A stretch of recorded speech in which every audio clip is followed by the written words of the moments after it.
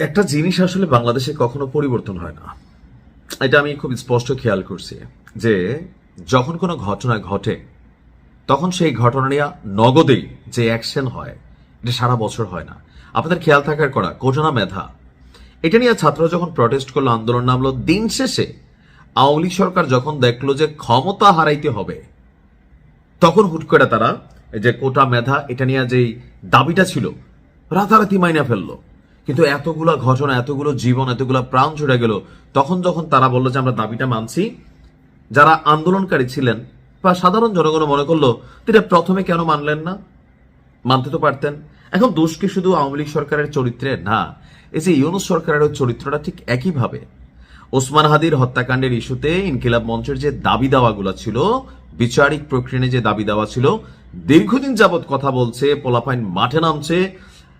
এমনকি আজকে যখন জাবের আমাদের জনগণের সাথে পুলিশকে মুখোমুখি করে দেওয়া সরকার যারা থাকেন ক্ষমতাশীল, তারা যখন জাবের যখন গুলি খাইলো, সারা বাংলাদেশে যখন প্রটেস্ট হওয়া শুরু হয়েছে, এখন ঠেলা খাইয়া অন্তর্বর্তী সরকার বিবৃতি দিচ্ছে। But why right now? মানে ঘটনাগুলোর আগে কেন না? আপনাদের কি শিক্ষা হয় না? এই দেশটাতে আপনারা তো থাকতে হবে, মাথায় রেখে না? আচ্ছা, এখানে কি হয়েছে? হুট করেই হাদির ঘটনার যে তদন্ত জাতিসংঘের আন্ডারে ইনকিলাব মঞ্চের দাবি ছিল, তো জাতিসংঘে চিঠি পাঠাবে অন্তর্বর্তী সরকার। আজকে কিছুক্ষণ আগে জাতিসংঘের সংশ্লিষ্ট দপ্তরে চিঠি পাঠানো হবে বলে অন্তর্বর্তী সরকারের বিবৃতিতে বলা হয়েছে। তো বিবৃতি যদি দিবেনই ভাই, তাহলে জাবেরকে কেন গুলি খাইতে হইল?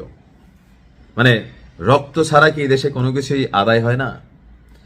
বিবৃতিতে বলা হচ্ছে যে শরীফ ওসমান হাদি হত্যার বিচারের দাবিতে 5ই ফেব্রুয়ারি 2026 বিকাল থেকে ইনকিলাব মঞ্চের ব্যানারে রাষ্ট্রীয় অতিথি ভবন যমুনার সামনে বিক্ষোভ শুরু হয়। যমুনা এবং এর আশেপাশের এলাকায় বিক্ষোভ নিষিদ্ধ থাকা সত্ত্বেও, তো নিষিদ্ধ করলো কে? ডক্টর ইউনূসের সরকার। কেন? কারণ এখানে ডক্টর ইউনূস থাকে।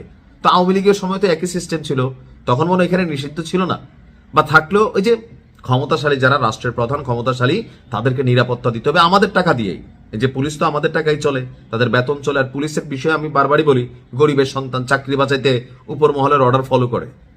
তো বলা হচ্ছে কি, নিষিদ্ধ থাকা সত্ত্বেও আইন শৃঙ্খলা বাহিনী প্রথমে বিক্ষোভকারীদের বিরুদ্ধে কোনো ধরনের বল প্রয়োগ করে। ওই যে গণহারে কথাবার্তা, আইন শৃঙ্খলা বাহিনীকে কেন বিক্ষোভের জন্য মানে চাপ প্রয়োগ করতে হলো, মানে ছত্রভঙ্গ করার জন্য? আপনারা কেন এই বিবৃতিটা আগে দিলেন না?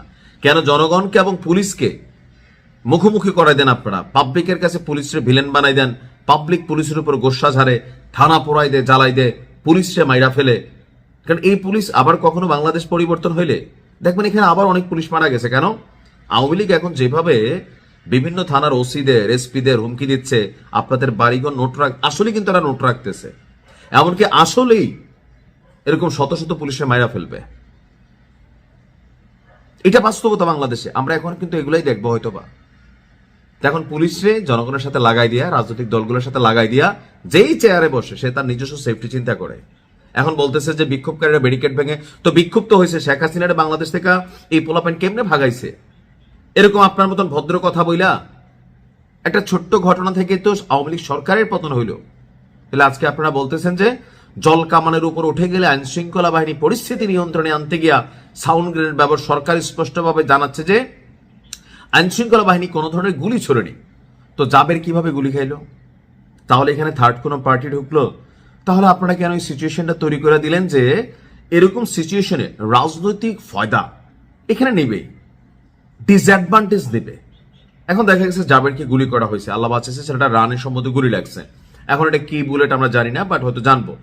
বুকে তো লাগতে পারতো, মাথায় লাগতে পারতো, তখন আপনি কি করতেন? মানে যা আছে আপনাদের সিস্টেম খালি রান হলে হয়েছে, আমরা গরিব বাঙালি, আমরা এরকম ঘটনাতে মরবো, মাইকটারি খাবো, তারপর আপনারা বিবৃতি দিবেন। আমি মনে করি যে দেখেন কোনো রকম পরিবর্তন হয় নাই। এখন অন্তর্বর্তী সরকার বলছে কি, আপনার আব্দুল্লাহ জাবের সহ 23 জনকে আপনার চিকিৎসা গ্রহণের জন্য তারা ঢাকা মেডিকেল কলেজে তারা সকল ধরনের ব্যবস্থা করতেছে। আর 8 ফেব্রুয়ারি জাতিসংঘের সরকার চিঠি পাঠাবে।